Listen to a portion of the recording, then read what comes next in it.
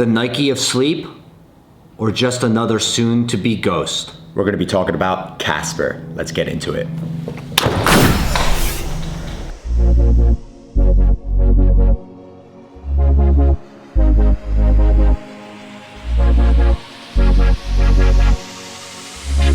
Hey everyone, my name is Sean Azari. I'm here with Matt SKOPAK, and welcome to our deep dive, or we still don't have a name for it, but we're diving into businesses, and this is episode 2 where we're diving into Casper, where they've implemented some strong marketing strategies and business tactics which you could take away and start implementing in your business. This company, I think in the last 4 quarters, generated about $430 million in revenue. In sales. They revolutionized the sleeping industry. So what can you take away from that? So I'm going to start with number 1. Try to reinvent your buyer's experience, rather the customer journey experience. So what they did, Casper, is back in the day, you had to go to a mattress store. You still can go to a mattress store, sit on a mattress, talk to a salesperson, and then get it delivered to your house using, I think it's called white glove delivery, which is really super expensive. Or perhaps you had to, you got to put a mattress on top of your car, and hopefully it doesn't fall off your car. So what they did is when they started in 2014, they delivered the mattress in a box, which they could avoid going to a store, and they showcased via videos. They had content that showcased this, where they open the box, they pull out the mattress, and the mattress blows up. And it's not an air mattress. This is a spring and foam mattress. So another thing they did on top of that, they allowed customers to try it for 100 nights, right, for free. Well, after they bought it, but they allowed it. They have, I think it's like their guarantee, refund policy, their refund policy that you could try it for 100 days. So people are not scared of buying it. Like, oh, what if I don't like the mattress? You get to try it, which is great. However, SKOPAK, which we'll touch up on, you really need to make sure that your guarantee is not going to really significantly impact your business, because you could get a lot of returns, and if you can't reuse that product, right? If, for instance, for what they mattresses you can't reuse, you're going to lose a lot of revenue. So try to reinvent your buyer's experience, or perhaps try to have a way to have the customer feel good about buying the product, such that if they don't like it, right, they could return your product. So have a good return policy as well in play. So number 1 is reinvent your customer's experience. Gotcha.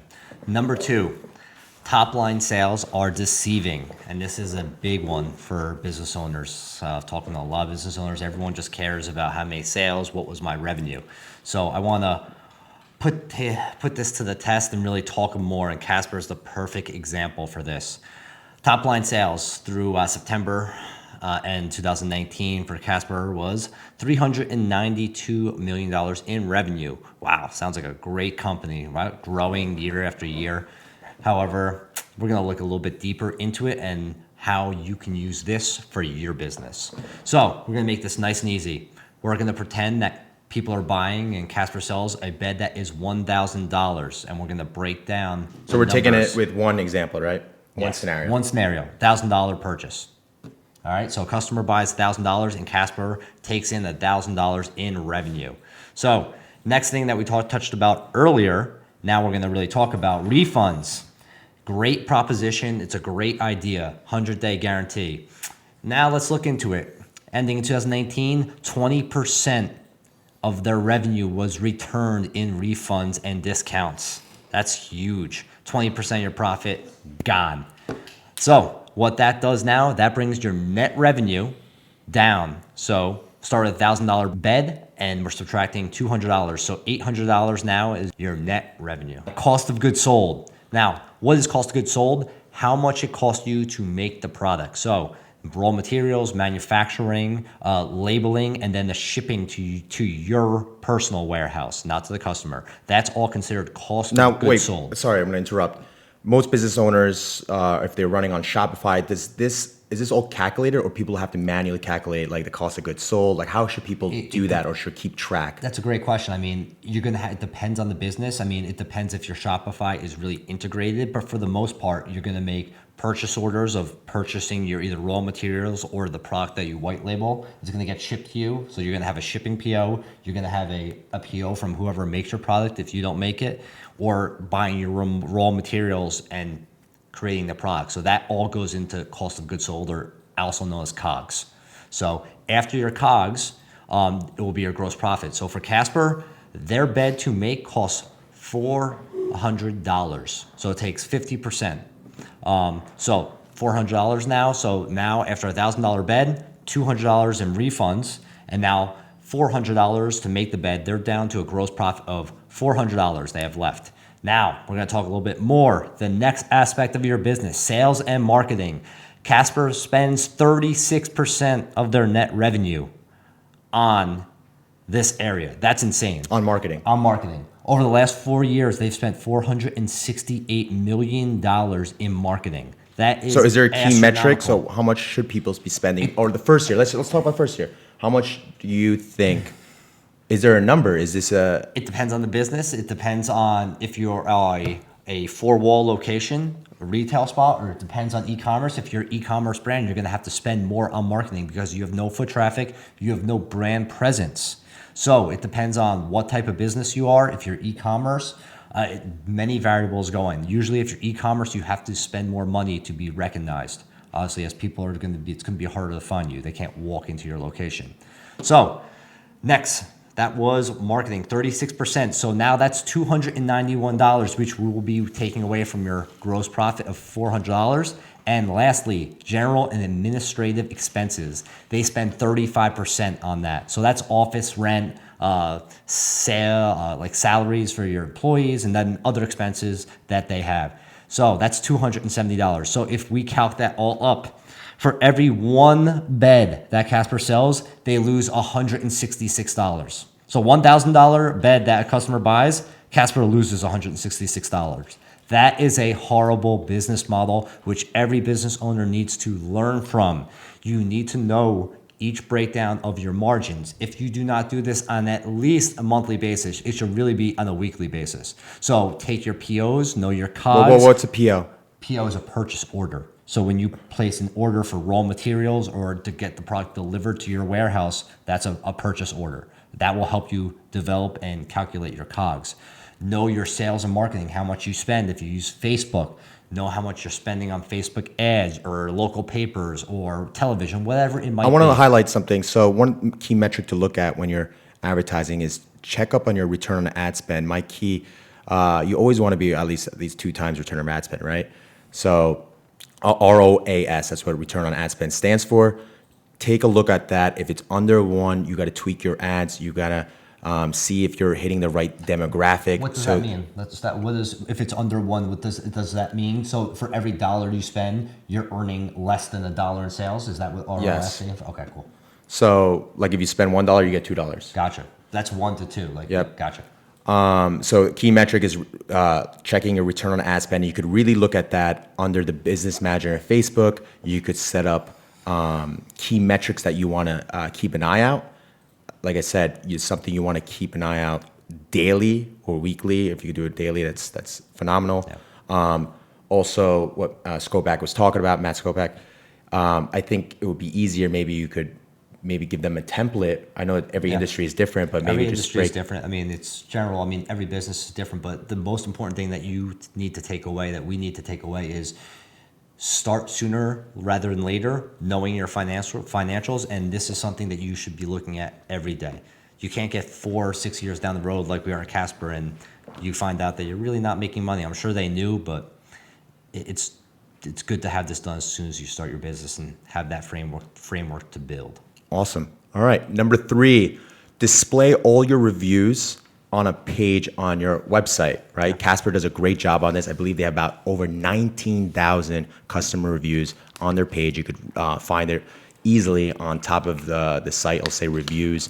And that's in addition to all the reviews they get from their third-party sites as well, where they sell on Amazon, Overstock, and so forth. So now you may have no reviews. How do you get reviews? You got to send your product out to content creators, influencers, where you don't force them to write a review. They got to like your product. So when you're sending out a free product, they could, they test it out.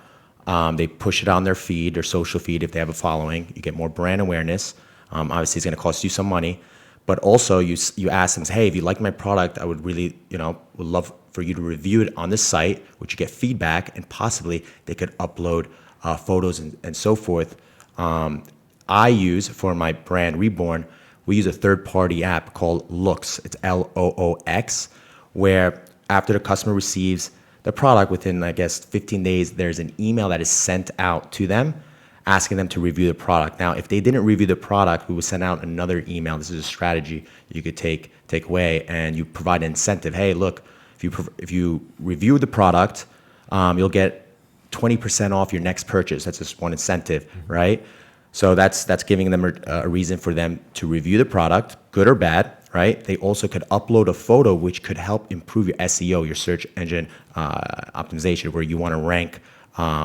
You want to rank closer to number one on Google. Let's rewind that. Exactly what SEO I know. I didn't know what it was maybe a couple of years ago, and it's very important for businesses. Exactly, SEO is when you want to rank. Google, rank though. When you go into Google, you type search. You're searching for something. You press search. And you want to rank. You don't want to be on page 256. Exactly. You want to be as close as possible as page one, and it's going to take a lot of time. What are some of the things that help you? Unique content is one of them. Unique content. A lot of backlinks. Backlinks meaning like you have other pages, blogs talking about you and so forth. Keywords, adding a lot of keywords, doing a lot of. That's a whole different topic. I know location. Even if you're an e-commerce brand, have a location on Google that helps you rank higher in SEO. That's one little thing I know. Yeah. So that's, I don't want to dive into much of that. Different episode. Yep. So add reviews, display them as much as possible. Another way you could display them, not just on your website, but also your social media pages. Now, you got to find creative ways of doing that.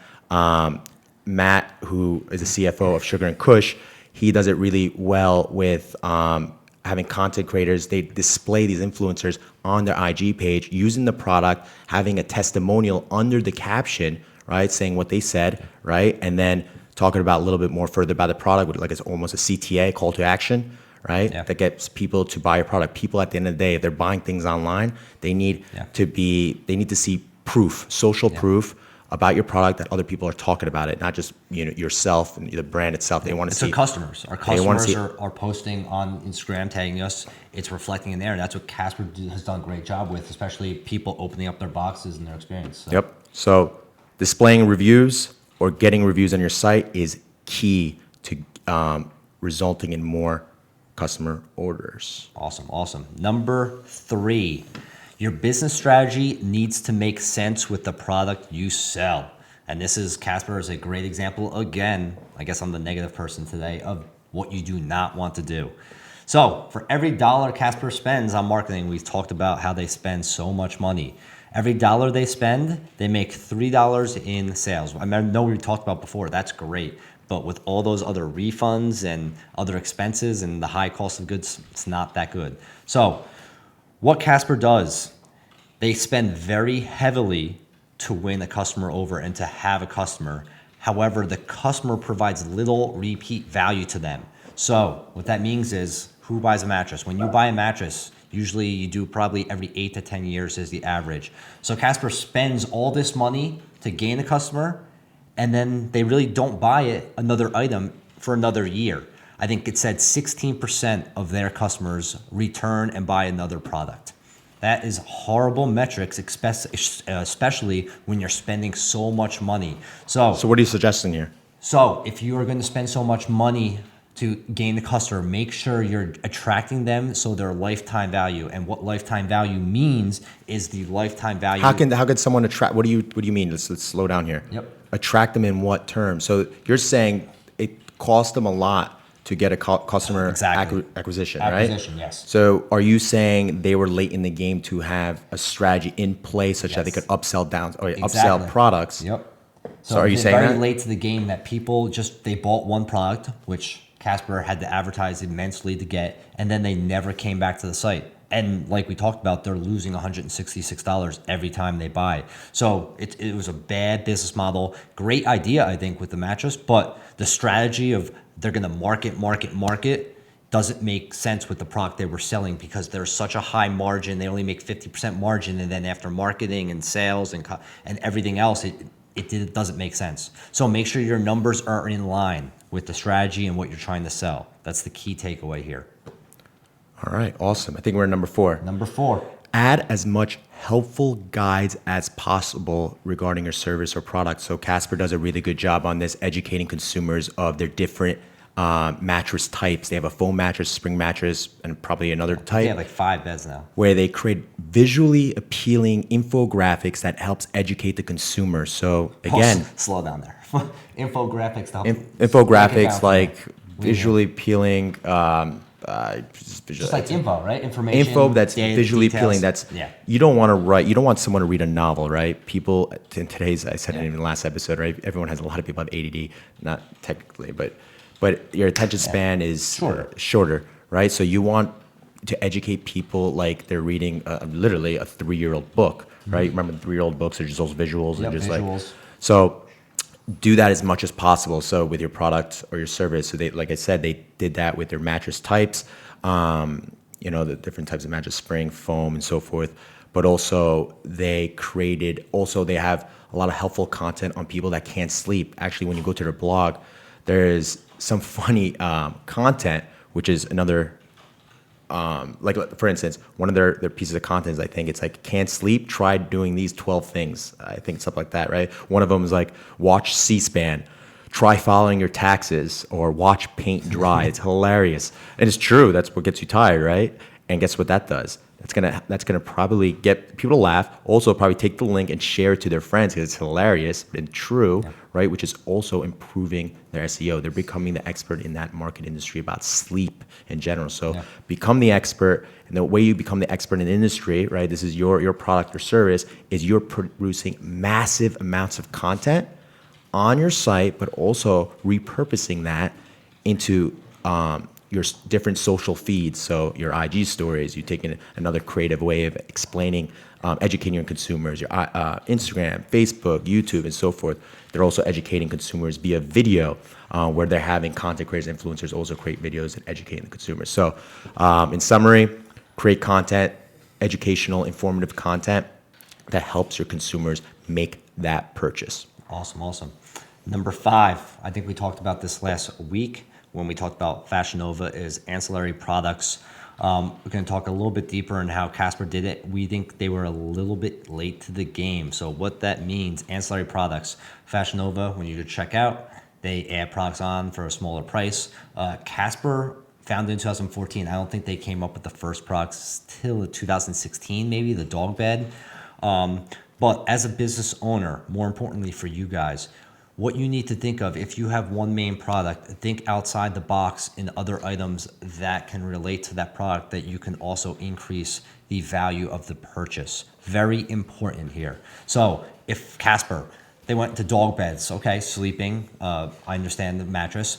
Then recently, now they're trying to do, I believe, sheets and pillowcases with all different types of thread counts. I think they can even expand. Anything that has to do with sleep, they should really try to bring in to their brand. So they want to be the Nike of sleep. So sleep aids, vitamins. Which I think they're getting into. They just got into it but pretty takes late. Too long. We talked about Fashion Nova. They get into new fashion styles within 48 hours. Casper needs to get in quicker, and I mean, they spend so much money on R&D, as we can see in administrative expenses. Like, they need to be innovative, and bedroom furniture, anything that has to do with sleep or the function of going to bed or waking up, they need to create. That's their brand. So as a business owner, what to take away, think outside the box, and always try to come up with new ideas that are great ancillary products or tag-alongs with your main product line. Actually, I'm going to highlight one more point. Number 6. I know it's going to a little exceed the timing, but it's fine. Number 6, try to find ways to get other people to talk about your brand or share your brand or make them affiliates. Now, Casper has, if you go on their site, on top of their site, to this day, I don't know if it changes when you guys watch this, but it says refer a friend. Now, when you click on that, it says, I believe, get $75 Amazon gift card whenever someone purchases a mattress using your link. So what does that do? That gets everyone becomes your salesperson, right? You get a $75 gift card, amazing, from Amazon, right? Casper will give it to you if someone buys it. So that's gonna get people to share on their social feed. People are gonna text, their friends, like, I just got this mattress, use my affiliate link. If you need a mattress, they get $75, they become your salesperson. So you're getting people to share talk about your brand. So come up with this strategy, right? There's also apps out there, I believe, that could help integrate this process for you. So you could collect information, and so these coupon codes will work. So read more into it. Yeah. Come up with that strategy. In addition, what it does, we talked about before, they spend $1 for every $3 in sales. It also, let's say, turbocharges your spend, your sales growth off your marketing spend. You do not have to spend money on that anymore. The people in your own customers are the new marketing. They're the new amplified. So. Needed this pen for a reason, you'll see. Wow. Anyway, guys, I hope you liked the episode. This is not to give you investment advice. This is for you to take away so that you can implement these strategies. Although, as Matt pointed out, they were great. Well, I pointed out the marketing strategy, and you did too, right? Their marketing was phenomenal. Their finances were not in line. This is what happens when you're using other people's money. In a lot of companies, when you're getting a lot of investment money, however, you are not really paying attention to your bottom line, and you're just trying everything. So make sure to pay attention to your finances, take away a lot of this market strategy, study from it so that you could start scaling significantly and improving your business. So Here's the #1 Casper fan right here. His dog bed. He likes this. yeah, So microphone. Able, cute Casper dog. fan. Let us know what you think. Subscribe for our YouTube watchers. Subscribe to the video. Tell us what you think in the comments. Yes. When this goes in the podcast, tweet us at Sean Azari. You could also find SKOPAK. Do you have a Twitter? No Twitter. No Twitter. Go through Sean's. Yeah, he's gonna get an Instagram soon. Yes. He uses Sweetberry's Instagram to follow a lot of this. Follow Reborn. Great branding in the back. Some of my favorite artwork. So Anyway, hope this helped. We love you. guys, Stay safe. Stay safe.